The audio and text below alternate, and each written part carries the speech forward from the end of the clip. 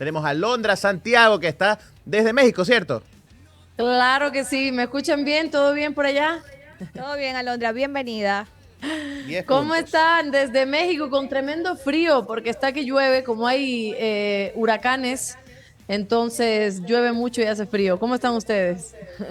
Bien, ¿Sabes que aquí acá también hace llueven frío? los balazos, acá llueven otras cosas, ¿no? Acá también en modo Llueven supervivencia. fugas de cárceles, por ejemplo. Sí. Claro. Llueven fugas de Qué gusto estar cárceles. con ustedes, de verdad, chicos. Un abrazo. Un placer conocerte, estar por acá. Mi querido hermano me dijo, qué vaina no estar justo cuando va a Londra. Mándale un beso, un abrazo grande a la distancia y que, bueno, pues en otra ocasión espera Espero estar que no lo por haya hecho acá. a propósito, porque estaba preguntándole al Dante, ¿dónde está Danilo? ¿Por qué no veo a Danilo por allá?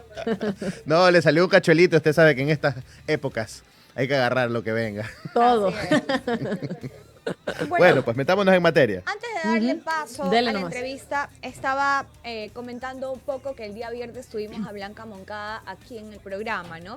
Estuvimos conversando con Blanca sobre algunos temas, entre ellos cuáles iban a ser las repercusiones de esta ley de inteligencia dentro del quehacer periodístico, ¿no? De qué forma, y considerando los temas tan delicados que está investigando Blanca y periodistas como Blanca, cómo van a precautelar su vida, cómo van a precautelar su trabajo y también la integridad de sus fuentes. Ujú. Eh, Extrapolando un poco el tema, querida Alondra, a tu caso, ¿de Ujú. qué forma tú ves que estas leyes, la ley de solidaridad y la ley de espionaje slash inteligencia, pueden usarse, pueden ser usadas por el gobierno para callar estas voces incómodas? Sí, María Laura, a ver, hay que dejar en claro una cosa, que lo de la ley de espionaje simplemente es como para legalizarlo y ponerlo en el registro oficial, pero eso ya se venía haciendo en Ecuador, o sea, no, Andrés Castillo. sí, sí, o sea, esto ya se venía haciendo en Ecuador, no es, nos sorprende porque se salieron con la suya, evidentemente, y está en el registro oficial y está aprobada por una asamblea.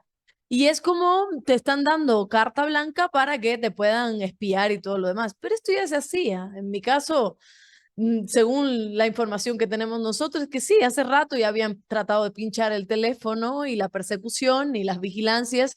Y no solo en mi caso, mira el caso de Anderson Boscan, probablemente Blanca, probablemente un montón de periodistas que en este momento estén desde canales totalmente, tal vez independientes, tanto de izquierda como de derecha, pero que están siendo acosados, vigilados y sus teléfonos pinchados por el CIES. O sea, eso ya se estaba dando. O sea, yo tengo información de gente adentro del CIES que precisamente me habían comentado de que toda la información que supuestamente tenían para tratar de deslegitimarme y tratar de quitarme la visa y que estaban vigilándolo. O sea, la ley de espionaje básicamente es simplemente para que tú sepas que está en el registro oficial, que es legal que te estén espiando. Por si acaso mañana, ante los derechos humanos, alguien como Alondra Santiago o cualquiera ponga una denuncia y diga que esto es ilegal. Básicamente, simplemente es están tapando la corrupción y el espionaje. Lo demás pues evidentemente hay preocupación, no lo dice Blanca, no lo dice Alondra solo porque están haciendo crítica al gobierno. Lo está diciendo la Sociedad Interamericana de Prensa, lo está diciendo Human Rights Watch, lo está diciendo otras organizaciones no gubernamentales y gubernamentales como diciendo, a ver, señores, esto es un peligro para la libertad de expresión, porque precisamente en uno de los artículos, si no me equivoco, en el artículo 51, obliga a las operadoras de telecomunicaciones a entregar información sobre los usuarios, la entidad según lo que determine la entidad rectora nacional de inteligencia, ¿no? Que esto lo pone el propio presidente. Entonces, háblame de independencia de funciones, ¿no? Por si acaso. Entonces, claro, obligas a las operadoras y tienes a las obligadas a las operadoras a dar información tuya.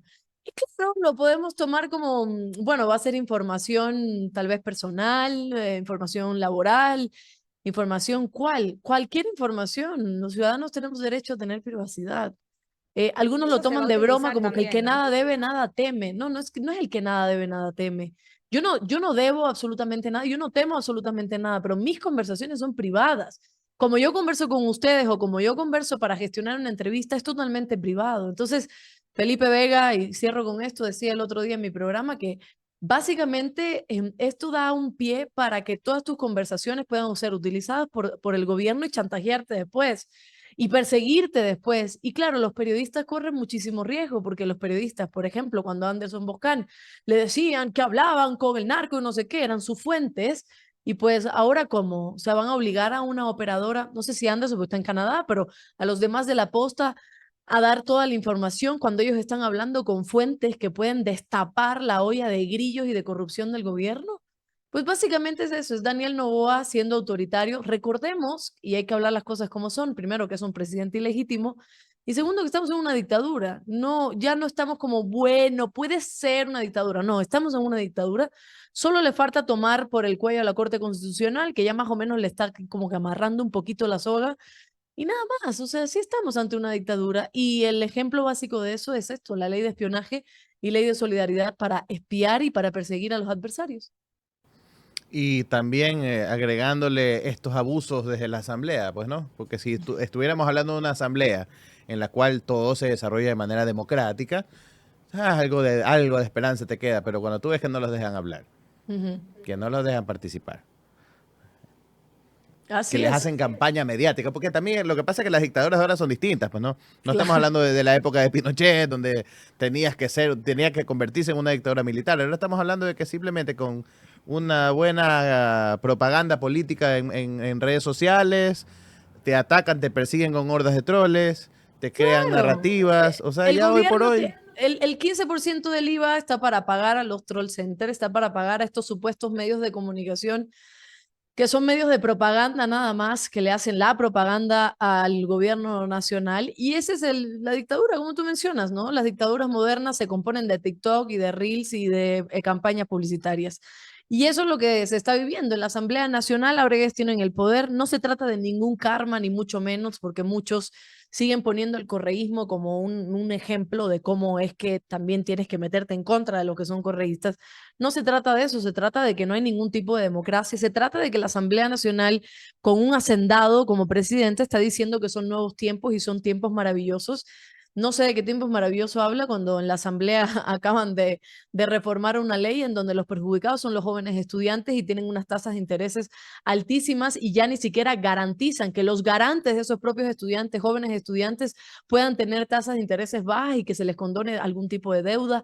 O sea, no sé cuáles son los nuevos tiempos. Claro, como ellos son hacendados, como ellos tienen dinero, como no trabajan y cobran $4.500, para ellos es muy fácil, ¿no? Hacen 2 o 3 maestrías en cualquier universidad online y pues ya se consideran que son lo mejor de la patria. Mientras la ciudadanía está muriendo, mientras estamos en el ranking de el lugar del país más peligroso del mundo, en segundo lugar después de Jamaica, vaya, le ganamos a Haití, donde tenemos el peor país para la clase trabajadora y donde además tenemos el sistema de justicia por los suelos. Entonces, qué bueno, son nuevos tiempos. Yo quisiera saber si estos son buenos tiempos, ¿cómo serían los buenos de verdad? Porque ya ni siquiera me acuerdo. Ellos se refieren a los nuevos tiempos, ¿no? En donde llegan 4 hombres armados y sacan a una señora cogida de los brazos y de las piernas de su local y se la llevan con rumbo desconocido, en donde sacan o extorsionan, secuestran a 4 comerciantes para luego encontrarlos asesinados en una cisterna, en la Prosperina. Creo que esos son los nuevos aires que se respiran en este país. Y Alondra, un poco en línea a este tema, ¿no?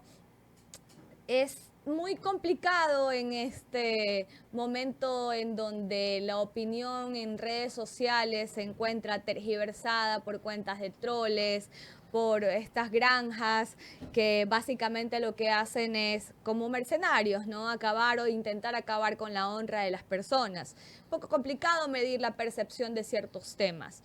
De acuerdo a lo que tú has visto en tu audiencia, ¿cómo la gente interpreta el hecho de tener o no esperanzas en que este país pueda salir de este hueco en el que se encuentra? Porque es un debate que tenemos permanentemente acá a la interna, ¿no? Mm.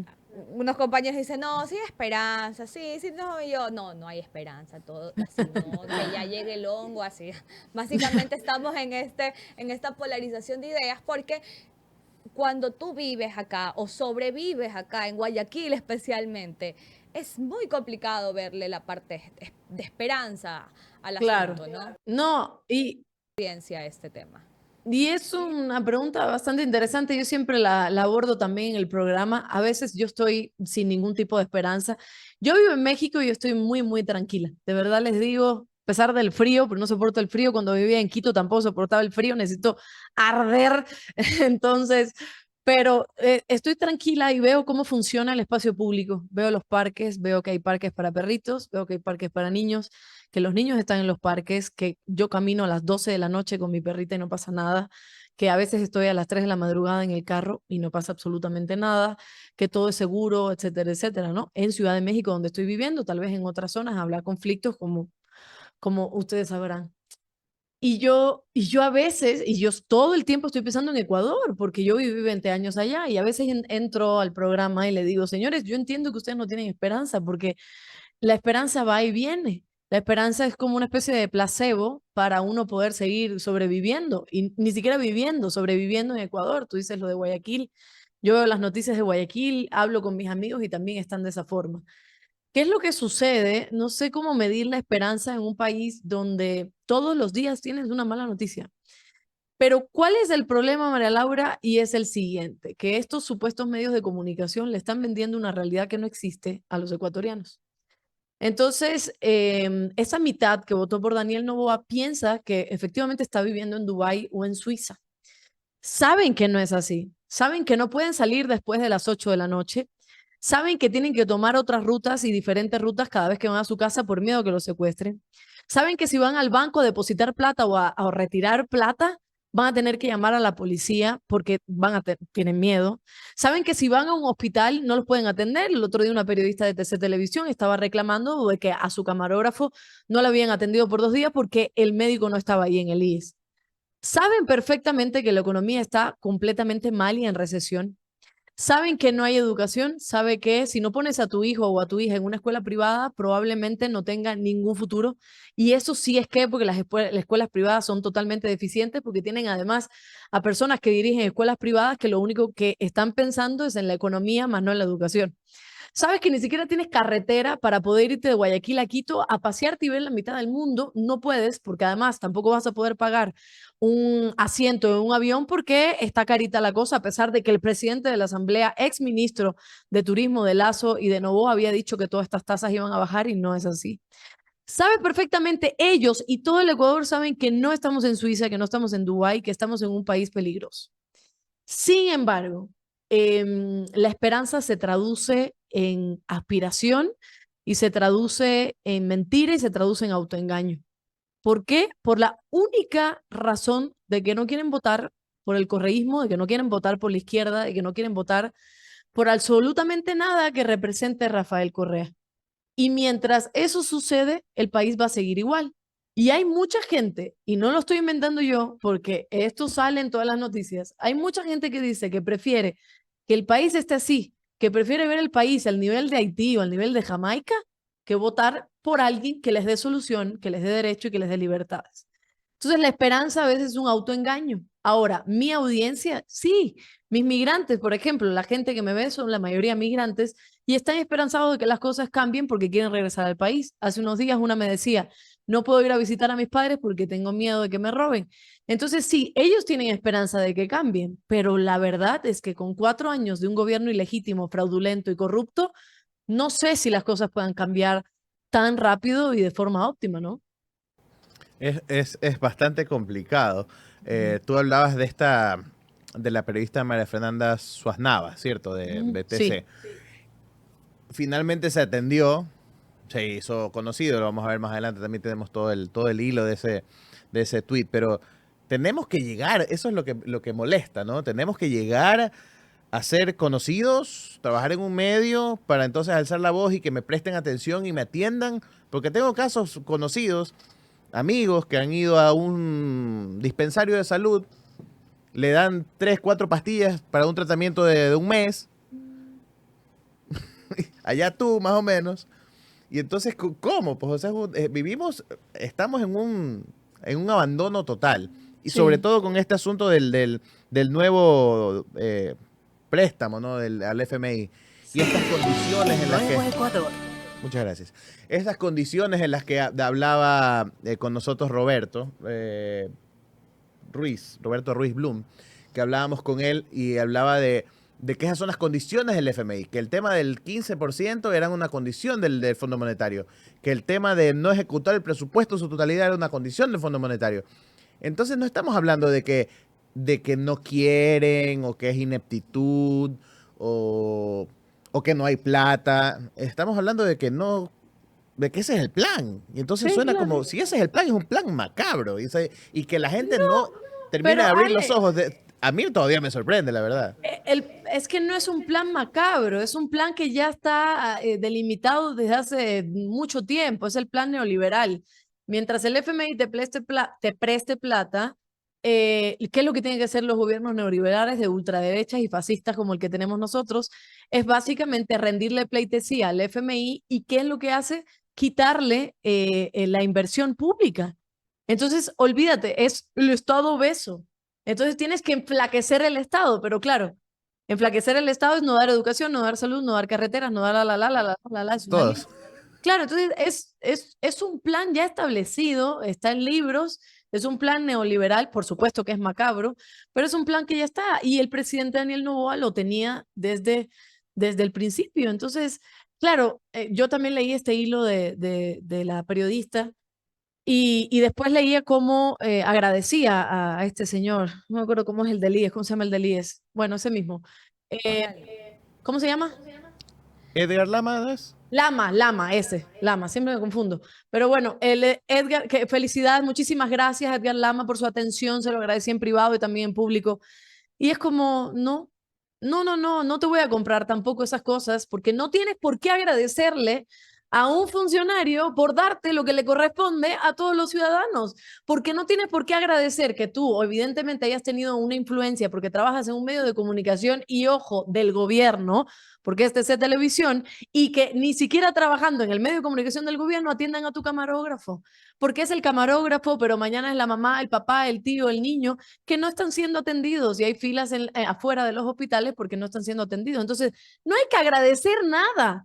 Es como estar agradeciéndole a la persona que te violenta de que, ay, qué bueno que no me golpeaste la cara, me destrozaste el cuerpo, me cortaste un brazo y me cortaste la pierna, pero mi cara está perfecta, muchísimas gracias. No es así. Entonces, tenemos que aprender a dejar de ver la forma en que gobiernan esta gente como si fuera caridad. Nosotros no necesitamos caridad ni beneficencia, nosotros no necesitamos una primera dama que esté dándole regalitos a los niños de vez en cuando, no necesitamos un presidente que esté dándonos de vez en cuando unos bonos, necesitamos el Estado, necesitamos que el Estado esté presente. Si seguimos pensando que como ciudadanos lo único que merecemos es caridad, pues entonces nunca vamos a salir de esa mentalidad de gente que piensa que, claro, o sea, ya, pues, o sea, somos clase pobre, somos la clase media, eso es lo que nos corresponde. No, te corresponde un país que funcione, te corresponde un Estado que funcione, te corresponde salir a la calle y que no te maten, ya sea porque tienes alguna rencilla con alguna persona o porque simplemente estabas en el lugar equivocado. O sea, lo que te corresponde es que tus hijos estén yendo a las clases y estén yendo a las escuelas sin necesidad de que los maten mientras están yendo a las escuelas o que maten a los padres afuera de las escuelas y que venga la ministra Alegría Crespo a decir que es que bueno, a ver, por favor, a los medios que no malinformen, porque es que ellos estaban involucrados con el crimen de delincuencia organizada y si es el Estado el que tiene que contrarrestar esto y no permitiendo que se fugue Fito, el Fede y cualquier persona. Entonces, básicamente lo que te están diciendo a todos los ecuatorianos es, no me reclames más, que ahí te estoy mandando migajeros, básicamente el tren, ¿no? O sea, no me cuestiones más, que ahí te estoy mandando migajas y tú tienes que aceptarlas.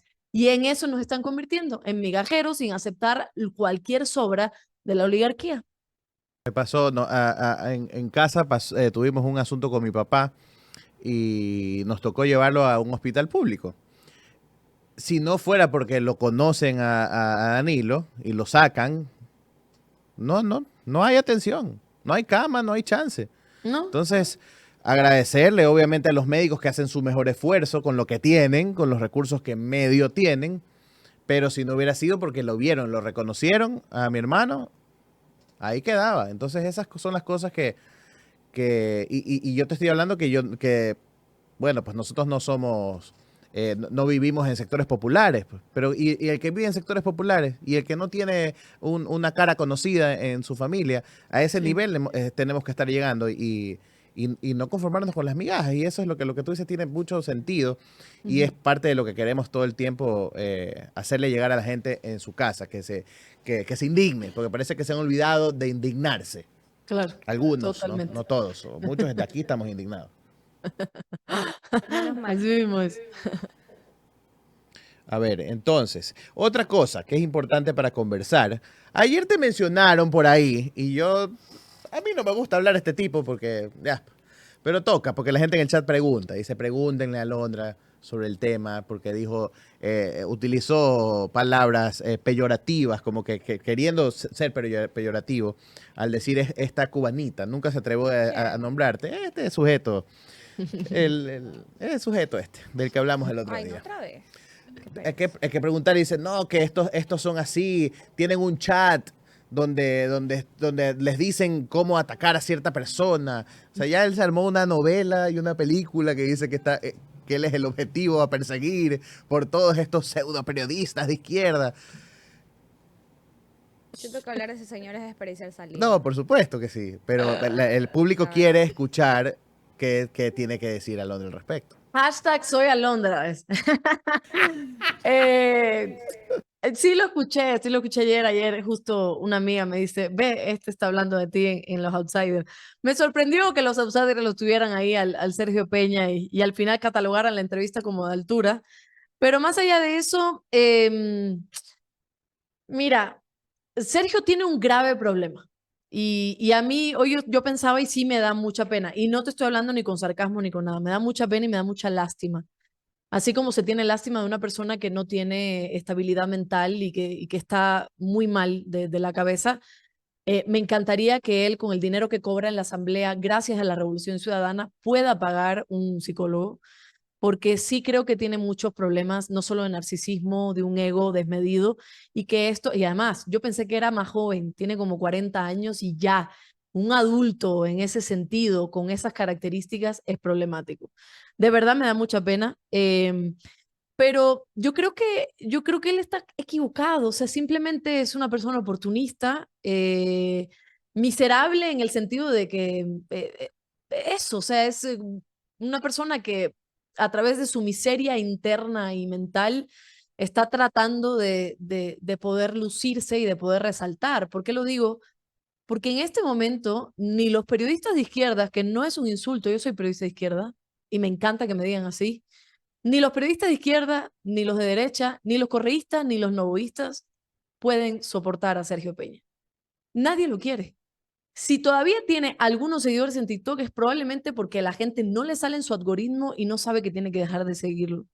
Nadie lo quiere. Los correístas por ser un traidor, por ser un oportunista, además por no tener ningún tipo de talento. Es una persona a la que no le confiaría ni siquiera que me vaya a una notaría a inscribirme en la partida de nacimiento. O sea, es alguien a quien un abogado a quien no le confiaría nada. De verdad te lo juro, vaya, ni un divorcio le confiaría. Y los correístas ya lo saben, cometieron un error. Cometieron un error si fueron ellos los que lo llamaron. Claro, a veces el lobo se pinta de borrego, pero bueno.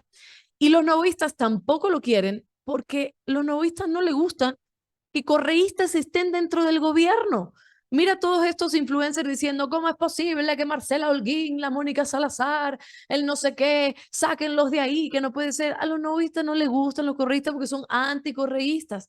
Entonces no tiene el cariño, ojalá tenga de su madre, pero no tiene el cariño de nadie. Y lo único que tiene son sus 2 o 3 mil seguidores en TikTok y eso es lo único que tiene, tanto así que en horario laboral se pasa respondiendo a la gente de TikTok. Miren, ingresen, se lo juro que se van a divertir muchísimo porque son muchos comentarios diciéndole, pero hasta del mal que se va a morir. Y él se pasa respondiendo mientras debe estar en la asamblea legislando o tal vez trabajando después de la asamblea, qué sé yo, él dice que es un excelente abogado y solo se responde y solo responde a la gente. Entonces, ahora se mete con los periodistas supuestamente de izquierda. El otro día yo con Fabricio Vela no tengo ningún tipo de amistad, nada, pero absolutamente ninguna. Hubo un cruce de palabras que yo nunca respondí, él se metió con mi audiencia, la insultó y todo. Yo no tengo nada que ver con Fabricio Vela, yo no tengo ningún chat yo no me escribo con nadie. Bueno, si estuviera en Ecuador, la ley de inteligencia pudiera confirmar esto de acá, pero yo no escribo con nadie. O sea, a lo mucho le escribo a Dante como para estar en el chisme de vez en cuando de algunas cosas que nos compete. Pero de ahí yo no le escribo a nadie. Entonces, este tipo, no tengo ninguna relación con Fabricio Vela, pero sí me molesta, uno, que le diga a una persona como Fabricio Vela, que tiene una trayectoria impresionante, que sí es conocido, que le diga Procán, porque además es un insulto bajísimo. Ayer Omar Jaén decía que no le importa que a los periodistas le digan cosas. No, a mí sí me importa. A mí sí me importa, porque le está diciendo a uno de los periodistas con más trayectoria, perro. A Johan no se lo dice porque parece que hay una amistad, pero probablemente se lo hubiera dicho de otra forma, porque es un cobarde. A mí me dice cubanita, sí, yo soy cubanita, qué lindo, gracias por tratarme con cariño, soy bastante chiquitita, soy cubanita. Pero claro, no se atreve a decirme perra o decirme algo porque sabe que hay un componente también del género, que tampoco me va a importar, porque esta gente no tiene valor, esta gente no tiene criterio y de verdad no tiene inteligencia. Entonces, él llegó con un partido de izquierda y ahora reclama a los periodistas de izquierda. ¿Qué? ¿No le va a reclamar entonces a los periodistas de Novoa, a los Benedetti, a los Janet Nostroza, que ni siquiera lo miran, que ni siquiera lo invitan a sus programas, que ni siquiera lo regresan a ver? Es un tipo que necesita estar diciendo que él es bueno para que lo tomen en cuenta y necesita hablar de los demás para que lo tomen en cuenta, porque mientras habla de él, nadie lo va a escuchar. Entonces, sí me da pena. Es una persona que ya fue, ahí está, déjenlo poco a poco morir en su letanía, en su egocentrismo y narcisismo, y ya, divirtámonos con él. Eso es un consejo que le doy a ustedes también como con Maquilik, porque rinde muchísimo el burlarse de él. Si quieren visualizaciones, búrlense de Sergio Peña. Es lo mejor y él da paso a eso. De ahí que ni les altere, ni les quite el sueño, porque esta gente tiene el fin que tienen todos los traidores, tiene el fin que tienen todas las personas tan violentas y tan egocéntricas. Y ustedes lo van a ver. Nosotros seguimos haciendo nuestro trabajo, a nosotros nos quieren, a nosotros nos ven, y pues él está probablemente con algunos problemas de cariño y temas de abandono de su familia y está así. Ujú. Bueno, pues Alondra, sabemos que tienes ya que conectarte ya mismo con Ay, tu audiencia, cierto. así que En te un vamos a... ratito. Todavía faltan 5 minutos. ¿Verdad? No me había dado 5 cuenta. minutos. Tienes programa, así que, bueno, ¿tú tienes alguna otra cosa más? No, eso, no, Ya está, súper muy bien. Nada, Alondra, yo te quiero agradecer también por el espacio que diste de leer ese relajo que se armó con este señor, bueno, con este muchacho. Y nada, por acá nosotros también hemos elegido divertirnos con el tema. La verdad es que ya hace rato... Yo iba a decir, muchacho, tiene 40 años, pero ya me acuerdo de cuando tienes tú, entonces. No, igual no hagan caso. Yo sí saqué porque me indignó muchísimo ver el cruce de palabras y lo que también le dijo a María Laura, lo que le dijo a ustedes. Pero ya saben, o sea, algo que nos caracterizamos en Ingobernables es apoyar a los medios de comunicación independientes a todos hasta que llegue un momento en que ya no, o sea, en que ya se acabó. Pero a esta gente no hay que hacerle caso. Solo quiero decir que mi mamá les acaba de donar $5 A ver, en a el ver, a Inti ver. Money. Muchísimas gracias, doña Leida. Muy Un amable abrazo. por su donación, Muchísimas gracias, doña Leida, su por ese... aporte. Ahí dice Sergio Peña es la muestra del nuevo Ecuador. Alondra es periodista, dice. Muy bien defendiendo, como debe de ser. Así como toda madre defendiendo a sus hijos. Muy bien, un abrazo grande para doña Leida también. Y nada, agradecerte, Alondra. Espero que te vaya muy bien en esa etapa en la que estás allá en México. Decirte que la gente que usa su cerebro y que es pensante sabe que lo que pasó fue una excusa nada más para sacarte del camino, porque los que hacemos arte sabemos que el arte es subjetivo y Ujú. que tú puedes tomar cosas para también expresarte, para hacer una crítica. Tuve algunas discusiones este fin de semana por tu presencia en este espacio, de alguna gente que me dijo, no, pero se burló del himno. Ay, papito bello. Ay, por Dios Hay que santo. aprender, hay que abrir la cabeza, hay que escuchar. Viejos meados. Y no, y a veces es porque simplemente alguien más les cuenta, ni siquiera se toman la molestia de verlo. Y yo Ya como les sí dije te que veo, hay que ver, ya, que hay que ver que en Ale, realidad es irrespetar a los símbolos patrios, ¿no? Si tal vez también quepa en irrespeto a los símbolos patrios el cambiar la tonalidad de azul con morado de la bandera nacional. O sea, claro. hay que analizarlo y decirle todo. Muchísimas Así es. gracias, querida Londra, por acompañarnos el día de hoy. Un abrazo grande, que te vaya Un abrazo, del, los quiero. del carajo. Chao.